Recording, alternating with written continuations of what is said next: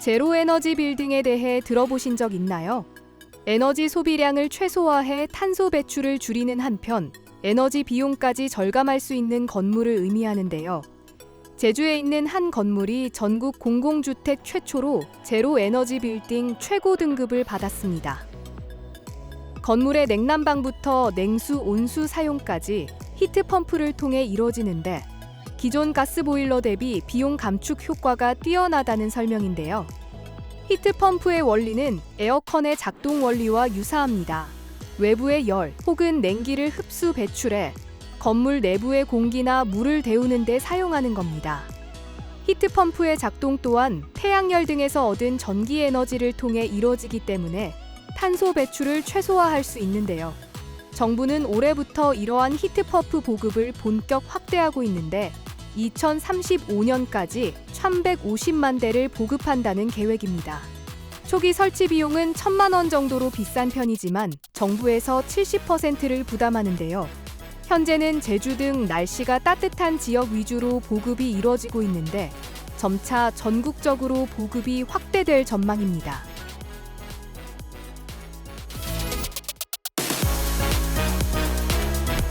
중소기업 재직자가 직장을 다니면서 학사나 석박사 학위를 취득할 수 있는 중소기업 계약학과.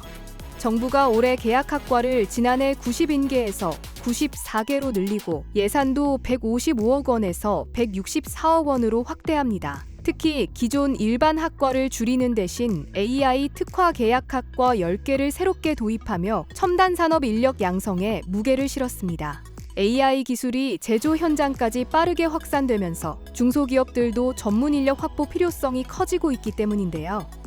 정부는 올해 신설되는 AI 특화 계약학과를 시작으로 오는 2030년까지 관련 학과를 30개로 확대한다는 계획입니다. 계약학과는 재직자가 야간이나 주말 수업을 통해 학위를 취득하는 방식으로 운영되는데요. 등록금의 상당 부분을 정부가 지원해 재직자들의 역량 개발과 중소기업의 전문 인력 확보를 동시에 지원하는 것이 특징입니다. 중소기업 입장에서는 필요한 전문 인력을 자체적으로 양성할 수 있고 재직자는 퇴사하지 않고 학위를 취득할 수 있다는 점이 장점으로 꼽힙니다. 정부는 앞으로도 AI와 반도체, 스마트 제조 등 첨단 산업 분야를 중심으로 계약학과를 확대해 중소기업 인력난 해소와 산업 경쟁력 강화에 나선다는 방침입니다.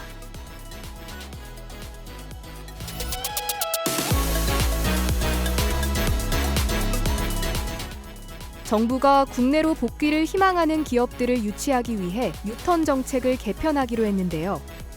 우선 업종 동일성 요건을 완화합니다. 국내 복귀 공장에서 해외 사업장과 동일한 상품을 만들지 않더라도 기능 용도, 핵심 기술 등을 고려해 업종 동일성을 인정토록 한 겁니다. 국내의 첨단 공급망 분야의 핵심 제조 시설, 마더 팩토리를 둔다면 꼭 해외 사업장을 구조 조정하지 않더라도 유턴 기업으로 인정토록 했습니다. 국내 생산 시설은 혁신 기술 전파의 핵심 거점, 해외 사업장은 전초기지가 되는 셈인데요.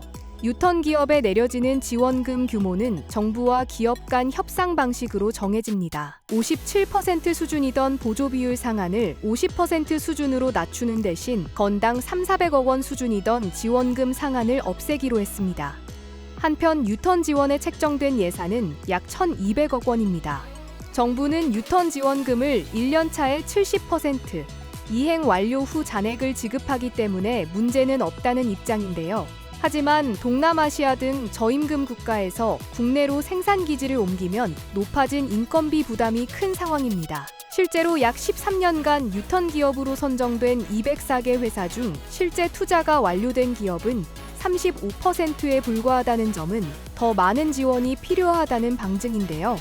글로벌 공급망 재편으로 리쇼어링 필요성이 대두되는 가운데 대기업 유치와 더불어 중견, 중소기업의 참여를 늘리기 위한 예산 확대가 시급한 시점입니다.